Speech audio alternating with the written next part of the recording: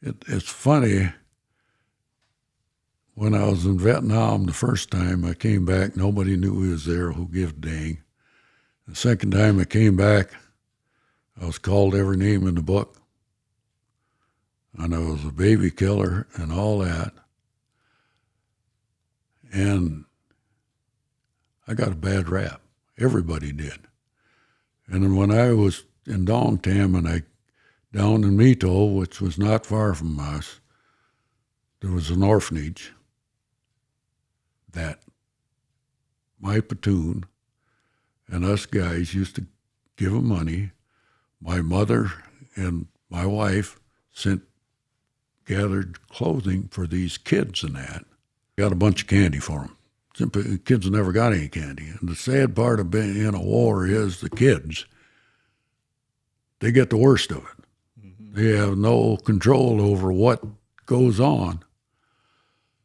And I feel sorry for them.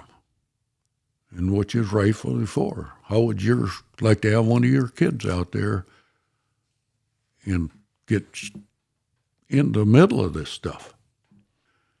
And we all took up a collection, had the money for them, and that. And yet I was called a baby killer and everything else. And then the rats. If you get in the rainy season, there's flooding. On high ground, you got rats, and what comes with the rats is the snakes. And you's all sweat. I mean, I don't care where you was. And it rained. It didn't. It was not like you get around here. It poured. And you could set your clock by it in the afternoon and just pour down. The worst thing in Vietnam was you was always tired. Because with that adrenaline and stuff, and then you didn't get no sleep because that stuff was all going on.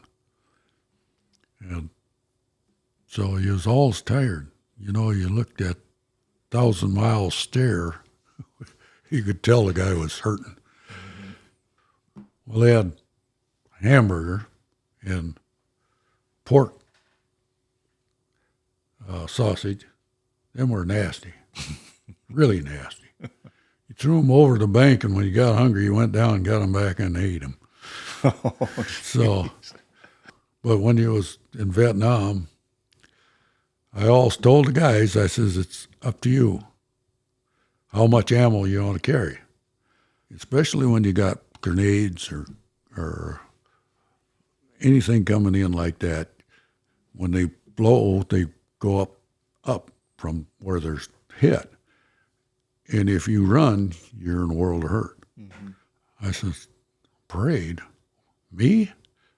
Oh, you're on the reviewing stand. I said, what the heck am I doing there? I had no idea. So when I went there and come to find out here, they awarded me the Bronze Star. Oh, nice. So, you know, Phil had a grenade, but I don't know where it's at. I says, well, I'll check on it if you want to. So I went up there and I pushed stuff aside, and I'm looking back there. I said, sure enough, there's a grenade. But I figured it was just one of these duds. They took all the powder and that out. So I reached back and pulled it out, and I looked at it, and I said, holy cripes, that ain't no dud. That's a live one. And here was a World War II grenade. You didn't know about it, did you? I'd seen it. Oh, okay. Yeah. But we didn't mess with Mom's stuff anyway. So, yeah. You know, Well, we had a monkey. It was there when I got there in the platoon. Well, the monkey was different. And the monkey liked to smoke. And he'd go up to you and he'd like this and smoking a cigarette. And so you give him a cigarette, and then he'd go like this, light the cigarette. But then we had a dog in the old 99. That's what her name was. Uh-huh. Ugliest dog you ever seen. But she was the best watchdog we ever had. And we'd go every place with us. If we was go on a helicopter, she'd jump in with us. And any place we went, she went. And if there was any Vietnamese around, she'd come to me. And there'd be a low growl. And I knew there was Vietnamese around.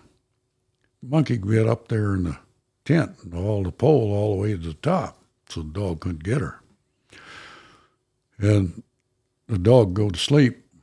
She'd go down there and bite the dang dog. Back up. Oh, that dog's mad. So is it like a little spider monkey or Yeah. more of chimp size? Little Oh, thing? little thing. Come down and bite the dog. Oh, yeah. You didn't mess with a cat because cat could go climb. Yeah. I was exposed to Agent Orange. I had an episode when I was in early 40 years old, where I was having problems, and it took them a long time to figure out it was my pancreas.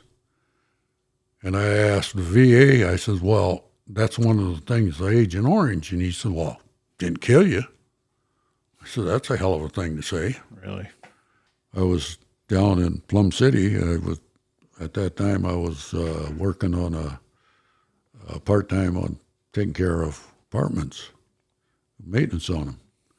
So I was down there, and I was outside working on something, and all of a sudden this round went off. It sounded just like them sniper rifle that the Vietnamese had, and I was on the ground. Mm-hmm. And I says, and then I realized where I was and this and that, and I says, boy, that long, and it's still with me. In fact, I had blocked this out, and my brother, we was talking one day on the telephone, and he says, where was you when the ammo dump went off?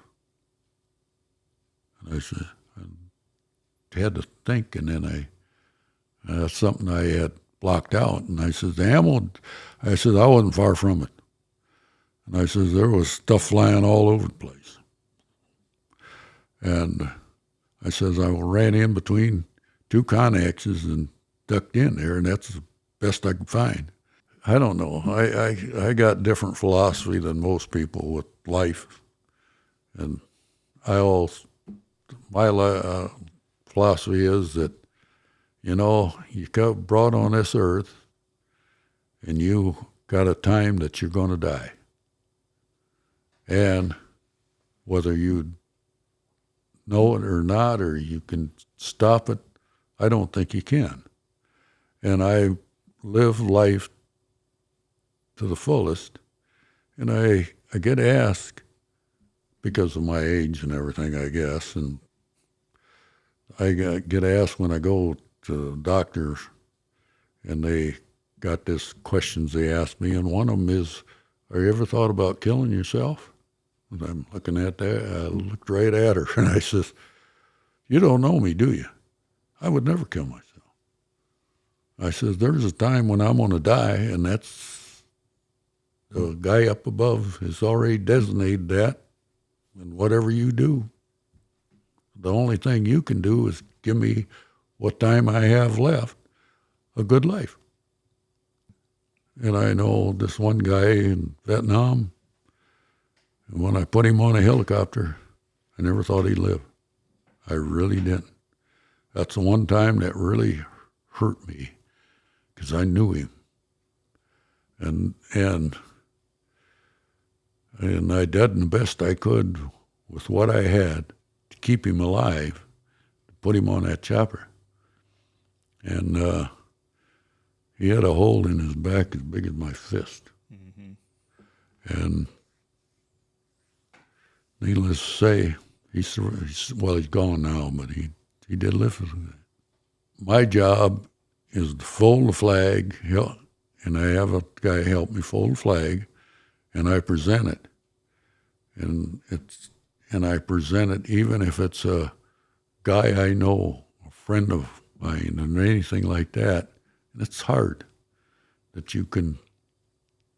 And somebody asked me, "How can you do that?" And I said, "You gotta set your mind to it. But you gotta honor that person because he's a veteran, and I don't care who he is.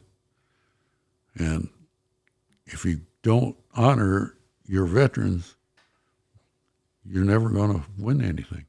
Mm-hmm. Well, I know a lot of good guys, a lot of good guys that passed away from Agent Orange. Yep, and we have to honor their memories. Yep. So remember your holidays, folks. So, all right. Well, thanks again, and you guys take care. Thanks for joining us.